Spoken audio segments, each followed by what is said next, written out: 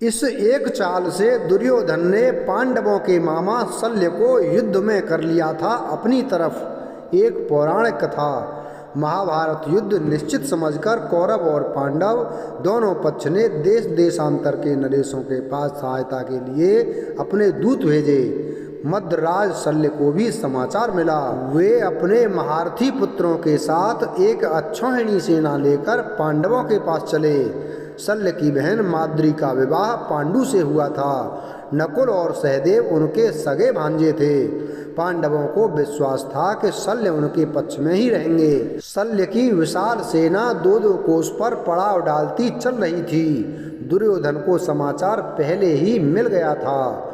उसने मार्ग में जहाँ जहाँ सेना के पड़ाव के उपयुक्त स्थानों पर कारीगर भेजकर सभा भवन एवं निवास स्थान बनवा दिए। दुर्योधन के जाल में फंसे मामा हर पड़ाव पर बेहतर भोजन आदि की व्यवस्था करवा दी गई। मद्रराज शल्य और उनकी सेना का मार्ग में सभी पड़ावों पर भरपूर स्वागत हुआ।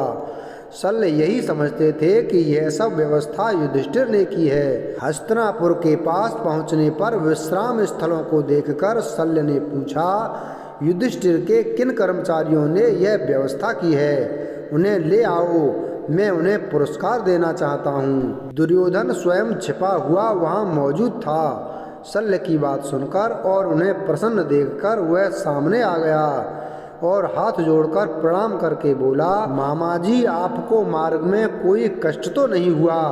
शल्य चौंके। उन्होंने कहा, दुर्योधन, तुमने यह व्यवस्था कराई है?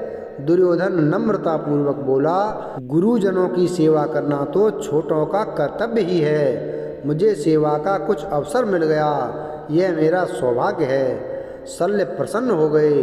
उन्होंने कहा, अच्छा, तुम मुझसे कोई वरदान मांग लो। दुर्योधन ने मांगा, आप सेना के साथ युद्ध में मेरा साथ दें और मेरी सेना का संचालन करें। शल्य को स्वीकार करना पड़ा था यह प्रस्ताव। यद्यपि उन्होंने युधिष्ठिर से भेंट की, नकुल सहदेव पर आघात न करने की अपनी प्रतिज्ञा दुर्योधन को बता दी और युद्ध में कर्ण को हतोत्साहित करते रहने का वचन भी युधिष्ठिर को दे दिया, किंतु युद्ध में उन्होंने दुर्योधन का पक्ष लिया। यदि शल्य पांडवों के पक्ष में जाते तो दोनों दलों की सैन्य संख्या बराबर रहती, किंतु उनके कौरवों के पक्ष में जाने से कौरवों के पास दो अक्षौहिणी सेना अधिक हो गई।